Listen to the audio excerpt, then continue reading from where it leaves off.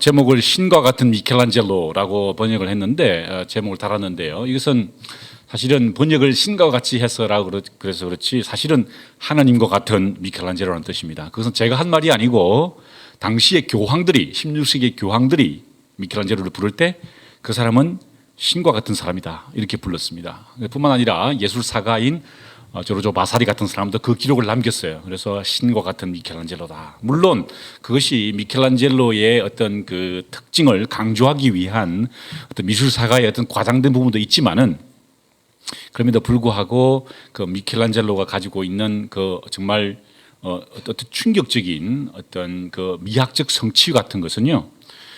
많은 사람들이 감동을 주고 뭐 르네상스의 꽃이라고 부르기도 하고 서양 미술의 뭐 최고봉이라고도 그렇게 뭐 널리 알려져 있습니다. 그래서 오늘 저는 여러분들하고 뭐 그렇게 뭐 부담감 가지지 마시고 편한 마음으로 아까 우리 양 실장님께서 소개하신 대로 제가 이번 겨울에 그 혼자서 미켈란젤로 여행을 떠났었습니다. 그래서 제가 그때 찍어왔던 국내에서는 최초로 공개되는 몇 장의 사진들과 함께 아마 전혀 이렇게 보통 미켈란젤로에 대한 책이나 이런 데서 보지 못하는 그림들이 사진들이 몇 장 들어 있을 것입니다. 피렌체의 시뇨리아 광장에 있는 다비드 상입니다. 뭐 이 다비드 상은 모사품입니다. 진품은 이 모사품이죠. 진품은 아카데미아에 소장되어 있습니다. 그럼 한번 잘 보십시오. 보통 다윗을 조각이나 그림으로 표현할 때 어떤 모습을 그리냐면은 골리앗과 싸워서 이긴 다음에 그의 목을 잘라서 목을 들고 있는 장면을 보통 조각이나 회화로 표현합니다. 그런데 보시는 바와 같이 지금 이 소년 거인 다윗은요 보통 사람들이 그렇게 하지 않는 자세를 취하고 있습니다. 왜냐하면 물매를 가지고 던지기 직전에 자세를 그리고 옆으로 보면서 이렇게 던지기 직전에 자세를 취하고 있는 그런 상태입니다. 그러니까 보통 사람들과 다른 상태이죠. 여러분 이 피렌체가 어떻게 해서 유럽의 최강국이 되었냐면요 모직 산업, 의류 산업으로 떼돈을 벌었습니다. 그래서 그 다음에 이제 은행 사업을 해서 이 피렌체 금화가 사실 유럽의 통화까지도 될 만큼 엄청난 그 부를 이룩하게 됐고 그 부유함 때문에 사실은 르네상스가 일어날 수 있었게 됐거든요. 그런데 보십시오. 지금 다윗은 옷을 벗고 있습니다. 그죠? 의류 사업으로 돈을 번 도시의 가장 중앙에 서 있는 그 동상이 옷을 벗고 나체로 서 있다는 것입니다.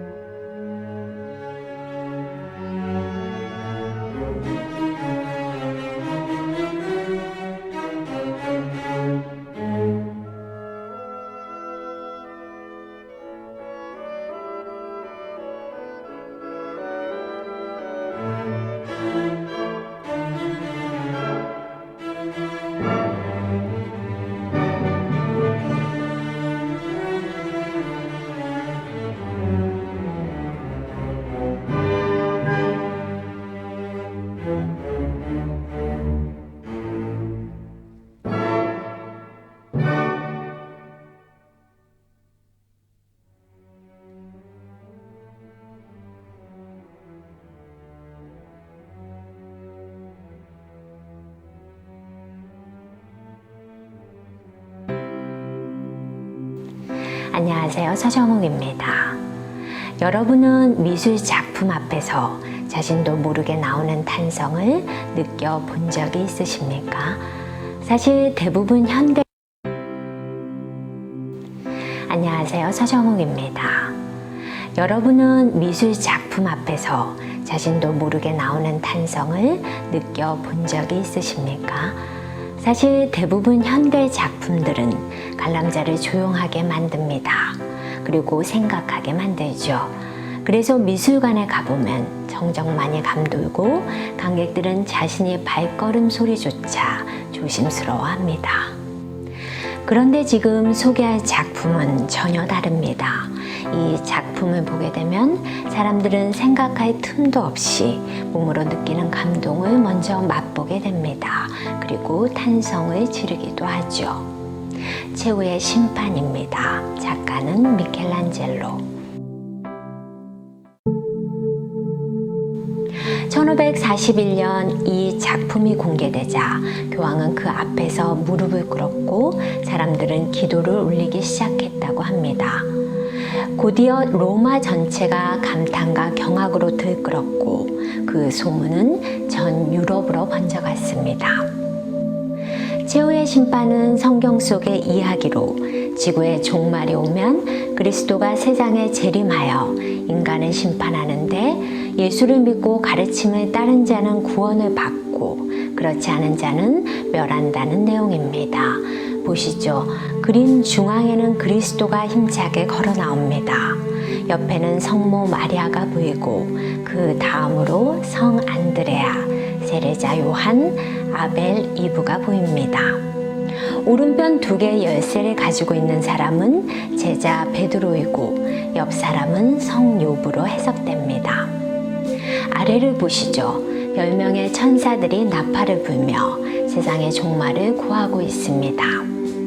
왼편 천사의 작은 책에는 구원받을 자들의 이름이, 오른편의 큰 책에는 지옥으로 갈 자들의 이름이 적혀 있습니다. 책의 크기에서 알 수 있듯 지옥으로 갈 자들이 훨씬 많죠. 그 밑에서는 저승 뱃사공 가론이 사람들을 지옥으로 나르고 있고 가지 않으려고 발버둥치는 사람, 떨어져 고통받고 있는 사람들이 보입니다. 왼편으로 가시죠. 구원받을 자들이 부활하여 명단에 따라 하나둘 천국으로 다시 올라가고 있습니다. 시스티나 성당 전면에서 이 거대한 그림을 처음 보았을 때 사람들의 충격이 조금 이해가 되십니까? 하지만 놀랄 수밖에 없었던 더 큰 이유가 있습니다.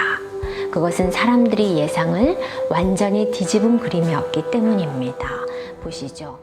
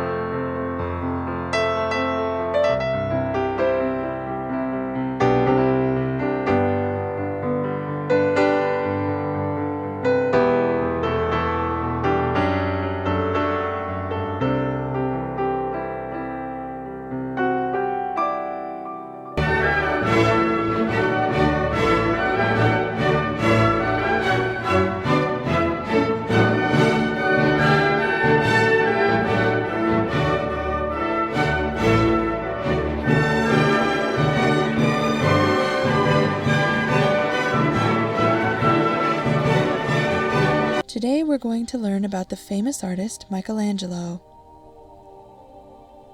Michelangelo de Lodovico Buonarroti Simoni, known simply as Michelangelo, was an Italian Renaissance sculptor, painter, architect, and poet.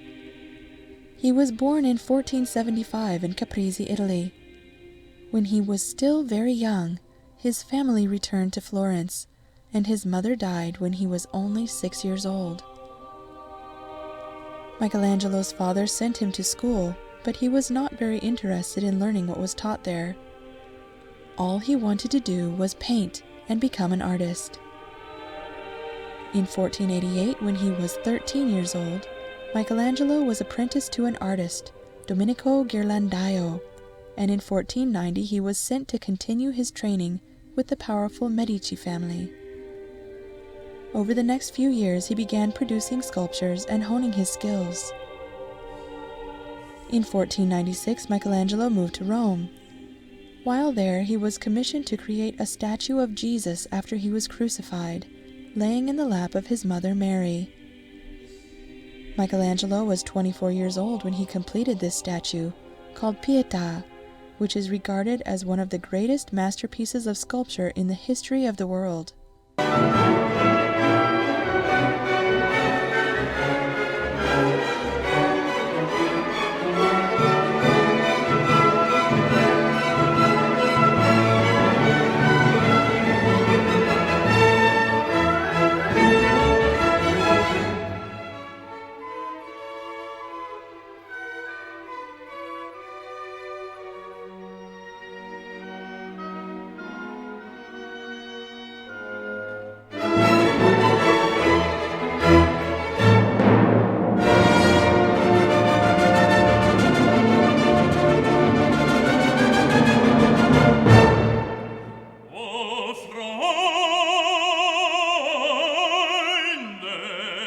Nicht diese